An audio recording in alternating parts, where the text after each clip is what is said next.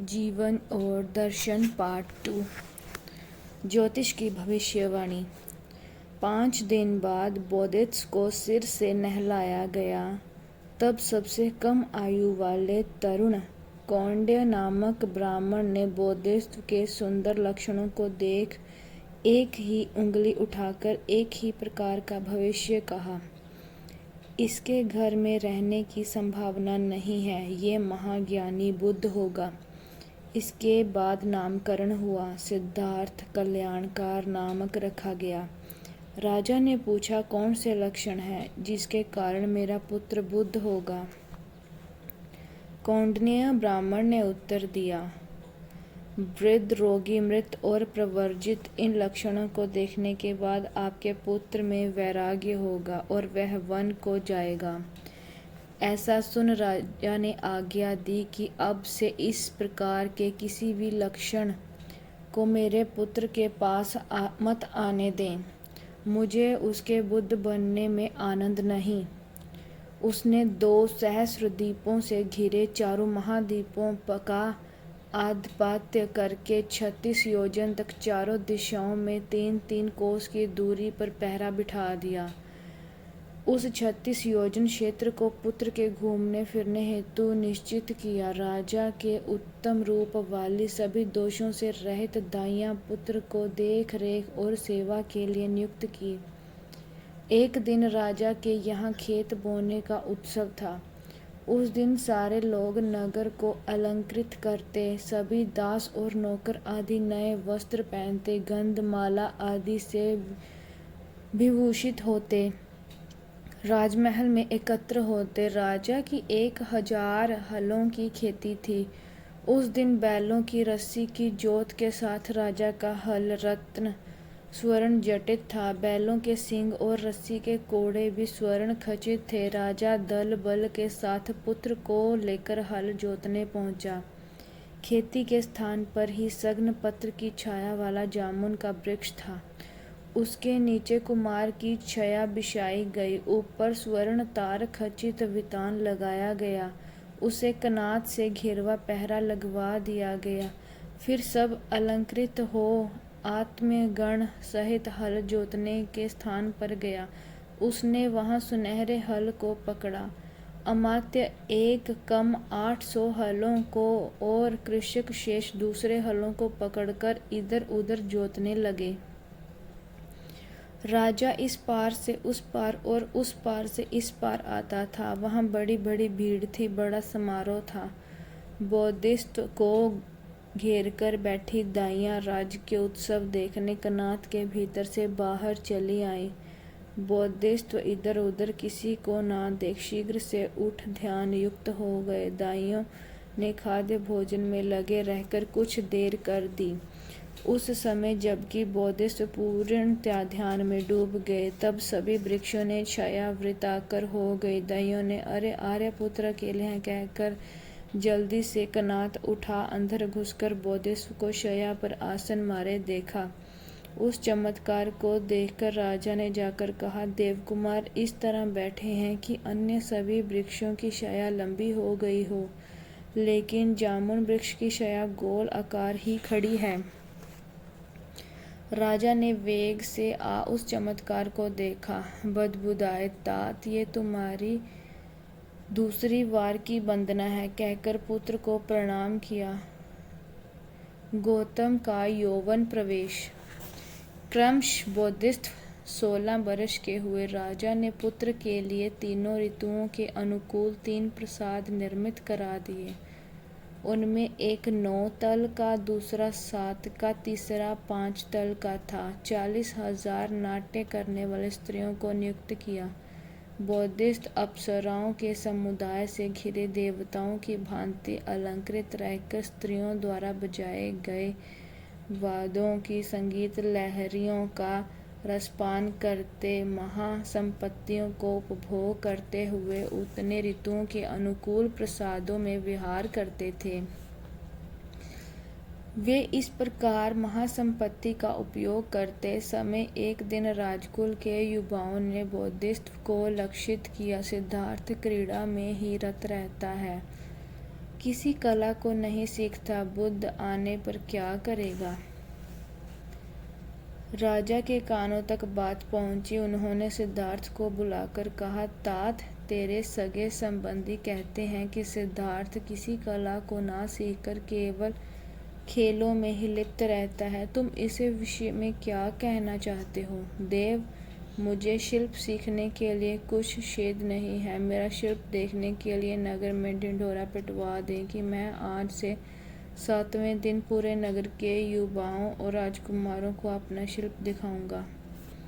राजा ने वैसा ही किया। बोधिसत्व ने अक्षण वैद्य, बाल वेद जानने वाले धनुर्धारियों को एकत्रित कर उनको अपनी धनुष कला दिखाने का पहला अवसर दिया। उनका कौशल दिखलवाने के बाद खुद उन्होंने धनुष बाण संभाले और 12 कलाओं के धनुष विद्या की बात बता बोले, यदि किसी को वे कलाएं आती हैं तो उसे पहला अवसर देता हूँ। धनुर्धारियों की दृष्टि नीचे हो गई, क्योंकि जिन 12 कलाओं की धनुष विद्या की बात बोधिसत्व से कही थी, उसकी कलाएं तो केवल देवताओं और देवलोक तक ही सीमित थी। वे अपने पृथ्वी लोक तक तो आई ही नहीं थी। जब कोई भी उस धनुष कला को देखने के लिए सामने न आया तो बोधिसत्व उठे और अपने धनुष कला दिखानी आरंभ की तो चारों ओर सन्नाटा व्याप्त हो गया। उनकी कला देखकर बोधिसत्व के सगे संबंधियों और कुमारों की शंकाएं दूर हुई और बोधिसत्व केवल क्रीड़ा ही करते हैं। 4 पूर्व लक्षणों का योग। एक दिन बोधिसत्व ने सारथी को बुलाकर उपवन देखने की इच्छा के लिए रथ को मंगवाया। उसने अच्छा कहा। महाउत्तम रथ को सभी अलंकारों से अलंकृत कर कमल पत्र सुदृश 4 मंगल देशीय घोड़ों को जोत बोधिसत्व को सूचना दी गई। बोधिसत्व देव विमान की तरह सजे रथ पर चढ़कर उपवन की ओर चले।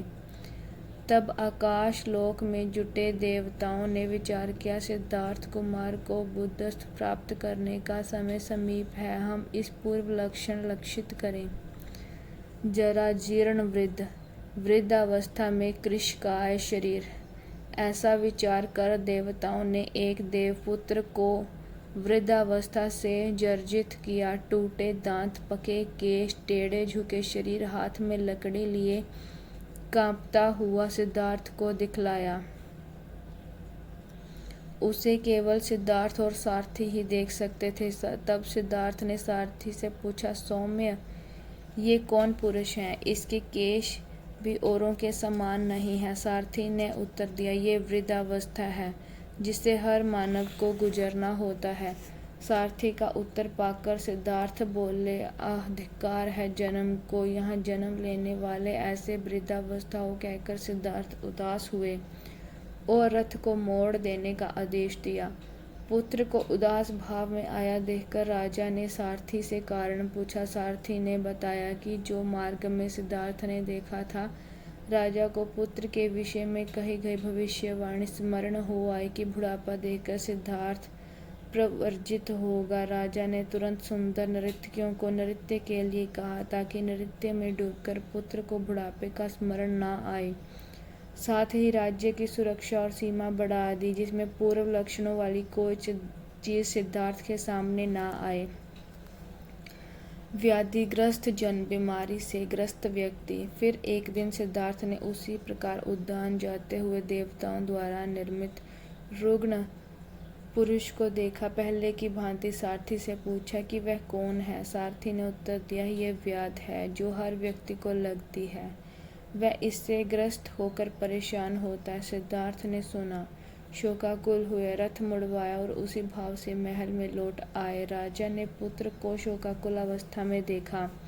सारथी से कारण पूछा। सारथी ने बताया कि राजा ने महल की भांति खिन्नचित्त हो पहरे को और बढ़ा दिया। मृत पुरुष, मृत शव। पुनः एक दिन सिद्धार्थ ने उसी प्रकार उद्यान जाते हुए देवताओं द्वारा निर्मित मृत पुरुष को देखा। सारथी ने उसके बारे में पूछा। सारथी ने उत्तर दिया, यह मृत है जिसे हर व्यक्ति को गुजरना होता है। सारथी का कथन सुन सिद्धार्थ पहले की भांति उदास हुए, रथ लौटाया, महल लौटे। राजा ने पुत्र का कुमलाया और व्यथित चेहरा देखा। सारथी से कारण पूछा। वास्तविकता की जानकारी पाए पहरे को और बढ़ा दिया गया। प्रवर्जित सन्यासी, संसार विरक्त साधु। राजा द्वारा पूरी सावधानी बरतने के बाद भी जब देवताओं की इच्छा से सारे कार्य हो रहे थे तो कितना भी पहरा होता, सिद्धार्थ को उस दृश्य को देखने से कोई ना रोक सकता था जिसे देवगण दिखाना चाहते थे। वह एक दिन भी आया जब देवताओं द्वारा निर्मित भली भांति वस्त्र पहने चीवर से ढके सन्यासी को धरती पर उतारा। सिद्धार्थ उस समय उद्यान की ओर जा रहे थे। उसने सामने वह प्रव्रजित सन्यासी आया। उसे देखकर सिद्धार्थ ने सारथी से पूछा, सौम्य, ये कौन है? सारथी भी देख पाने योग्य था। उसे देवताओं की ने बुद्धि शक्ति प्रदान की। वह प्रव्रजित सन्यासी, जिसे उसने ना पहले कभी देखा था ना ही जिसके बारे में सुना था, के बारे में बता सके। उसने उसे प्रव्रजित सन्यासी बताकर उसके गुण के बखान किए। सारथी प्रव्रजित सन्यासी के गुण बखान से सिद्धार्थ को उसमें रुचि उत्पन्न हुई। प्रव्रजित होने के कारण वे आतुर हो उठे। पुत्र जन्म और सांसारिक मोह त्याग। सिद्धार्थ का विवाह उनके सांसारिक जीवन में रचाने बसाने के लिए राजा ने उसी समय कर दिया जब वे किशोरावस्था को पार कर युवावस्था में प्रविष्ट हुए थे। पत्नी सहचर्य से उनको पुत्र रत्न प्राप्ति की आशा बंधी थी। उस दिन जबकि पुत्र जन्म की घड़ी निकट थी, सिद्धार्थ ने दिन भर उद्यान में विनोद कर सुंदर पुष्करिणी में स्नान किया। सूर्यास्त के समय सुंदर शिलापट पर अपने को आभूषित करने की इच्छा से बैठे। उस समय उनके परिचारक नाना रंग के दुशाले, नाना भांति के आभूषण, माला, सुगंधित उपटन लेकर चारों ओर से घेर कर खड़े हो गए थे। उसी समय इंद्र को अपना आसन गर्म होता महसूस हुआ। उसने चौंक कर कहा, कौन मुझे इस सिंहासन से उतारना चाहता है? सोचते हुए ध्यान आया कि बोधिसत्व के अलंकृत होने का काल है। उसका मन शांत हुआ। प्रसन्न चित्त हुए विश्वकर्मा को बुलवाकर कहा, सौम्य विश्वकर्मा, अब सिद्धार्थ कुमार के महाभिनिक्रमण मतलब गृह त्याग की घड़ी आ गई है। वह उनका अंतिम श्रृंगार है। उद्यान में जाकर महापुरुष को दिव्य अलंकारों से अलंकृत करो। उसने अच्छा कह देवबल से उसी क्षण आकर सिद्धार्थ को वस्त्र धारण कराने वाले की तरह सिद्धार्थ की ओर दुशाला बढ़ाया और उसने अपने सिर पर बांधा। उसके हाथ के स्पर्श से सिद्धार्थ जान गए कि ये मनुष्य नहीं, कोई देवपुत्र है। पगड़ी को सिर से सजाते ही सिर में मुकुट रत्नों की भांति एक सहस्त्र दुशाले भारहीन से सुसज्जित रहे। विश्वकर्मा ने उन्हें सब प्रकार के सुसज्जित कर दिया और ब्राह्मणों ने मंगल गान और स्तुति घोष कर जय हो कहा। सर्व अलंकार सहित सिद्धार्थ उत्तम रथ पर आरूढ़ हुए। उसी समय महल में सिद्धार्थ की पत्नी को पुत्र प्रसव हुआ। समाचार सुन महाराज सुधोधन ने आज्ञा दी, मेरे पुत्र को ये समाचार सुनाओ। सिद्धार्थ ने सुनकर कहा, राहु पैदा हुआ, बंधन पैदा हुआ। राजा ने समाचार सुनाकर लौटे परिचारकों से पूछा, मेरे पुत्र ने क्या कहा? परिचारकों बताने पर महाराज ने कहा, आज से मेरे पौत्र का नाम राहुल कुमार हो। सिद्धार्थ जब राजमहल में पुत्र को देखने की इच्छा से प्रविष्ट हो रहे थे तो पाली ग्रंथों के अनुसार कृषा गौतमी नामक क्षत्रिय कन्या ने नगर की परिक्रमा करते हुए सिद्धार्थ के रूप शोभा देखकर बहुत ही प्रसन्न हर्ष से ये वचन कहा, परम शांत है वह माता, परम शांत है वह पिता, परम शांत है वह नारी जिसका इस प्रकार का पति है। सिद्धार्थ ने ये सुना तो सोचा, ये कह रही है कि इस प्रकार का रूप देखने वाली माता का हृदय परम शांत होता है, पिता का हृदय परम शांत होता है, पत्नी का हृदय परम शांत होता है। पर परम शांत तो द्वेष अग्नि और मोह अग्नि के शांत होने पर ही होती है। अभिमान, मिथ्या विचार, सभी मलों के उपशमन होने पर परम शांति होती है। वह मुझे वचन सुना रही है जबकि मैं निर्वाण को ढूंढ रहा हूँ। उसके बाद सोचा, आज ही मुझे गृहवास छोड़ निकलकर प्रव्रजित हो निर्वाण की खोज में लगना चाहिए। इसे गुरु दक्षिणा देनी चाहिए, क्योंकि उपरोक्त कथन कहकर इसने मुझे निर्वाण की ज्योति जला दी है। ऐसा निर्णय ले उन्होंने अपने गले से 1 लाख का मुक्ताहार उतार कृष गौतमी के पास भेज दिया। कृष गौतमी उस उपहार को पाकर अत्यंत प्रसन्न हुए। वे तुरंत ही पुत्र को देखने ना जा सके, क्योंकि उस समय स्त्रियां राहुल कुमार और उनकी माता को घेर कर खड़ी गीत गा, नृत्य कर, बाजे बजा रही थी और वे अपने शयन कक्ष में जाकर सो गए। किसी को आकर सूचना दी कि जिनको प्रसन्न करने के लिए वो गीत, नृत्य और वाद्य यंत्र से मधुर स्वर निकाल रही है, वह ही सो गया तो वो किसके लिए गाएं, बजाएं, नृत्य करें। अंततः कार्यक्रम रोक वे अपने अपने स्थानों पर सो गई। आधी रात के समय सिद्धार्थ उठे, शयन कक्ष से बाहर आए। उन्होंने राजप्रसाद में पुत्र जन्मोत्सव के शुभ अवसर पर नगर भर की आई हुई उन सुंदर रमणियों को देखा जो वहां नाच गायन के लिए आई थी। उस समय रात्रि अधिक हो जाने के कारण घर न जाकर राजप्रसाद की अतिथि बन वह इधर उधर जहाँ जिसे स्थान मिला पड़कर सो गई थी। उनकी सुंदरता से राजप्रसाद का कण कण शोभायमान था, पर मन में वैराग्य से भरे हुए सिद्धार्थ ने उनके रूप यौवन में काम भोग की विरक्त जाग रही थी। उन्हें लग रहा था वह स्थान शमशान है और चारों ओर कष्ट ही कष्ट है। उनका चित्त प्रव्रजा के लिए अधिक आतुर हो उठा। वे सुंदरियों के शरीर स्पर्श से अपने पैरों को बचाते हुए पत्नी के कक्ष में दबे पांव प्रविष्ट हुए। पत्नी सोई हुई थी, राहुल बगल में सोया हुआ था। पत्नी का हाथ अपने मुख पर था, हाथ के तनिक ओट में बच्चे का मुख था। उन्होंने हाथ को हटाकर बच्चे को देखने का लोभ न किया, क्योंकि पत्नी का हाथ स्पर्श करते ही उनकी आंख खुल जाने की शंका थी। राहुल को फासले से देखकर ही लौट पड़े, फिर जाकर सारथी के पास आए। वह ड्योढ़ी पर सोया हुआ था। उसे जगाकर बोले, प्रेतक क्षण, आज मैं अंतिम कष्ट दे रहा हूँ। मैं महाभिनिक्रमण गृह त्याग करने जा रहा हूँ। मेरे लिए कंथक सबसे अच्छा अश्व को तैयार करो, मैं आगे बढ़कर प्रतीक्षा करता हूँ। वे खामोशी के साथ राजमहल के द्वार से बाहर निकले। छंदक उनका मनपसंद घोड़ा ले आया।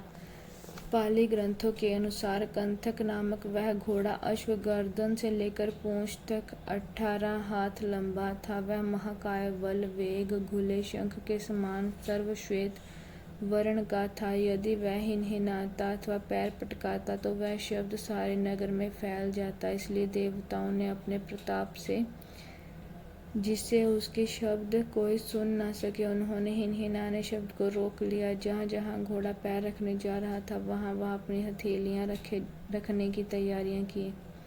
सिद्धार्थ कूदकर घोड़े की पीठ पर बैठे। कहा, तात कंथक, आज तू मुझे 1 रात पार कर दे, मैं तेरी सहायता से बुद्ध होकर देवताओं सहित सारे लोक को पार उतारूंगा। उस रात छंदक अपने घोड़े पर सिद्धार्थ के साथ था। सिद्धार्थ के कहने से चंद्रमा बादलों की ओट में छुप गया। हर ओर घटाटोप अंधेरा छा गया। नगर से निकलते ही देवताओं के द्वारपाल आकाश मार्ग से उतरे। 8000 दाहिनी और 8000 बाईं ओर उल्काओं की मशालों को धारण कर मार्ग प्रकाशित करते रहे। नाग, गरुड़ आदि देव दिव्य गंध, माला, चूर्ण, धूप से पूजा करते, पारिजात पुष्प, मंदार पुष्प की वर्षा करते रहे। घने मेघों की वृष्टि के समय आकाश आच्छादित हो गया। समुद्र उछाले लेकर अनेक वाद्य यंत्रों ने संगीत का स्वर निकाल प्रसन्न हो रहा था। इसी श्री और सौभाग्य के साथ बोधिसत्व प्राप्त को जाते हुए सिद्धार्थ 1 रात में 3 राज्यों को पार कर 30 योजन की दूरी पर अनोमा नदी के तट पर पहुँचे। धन्यवाद।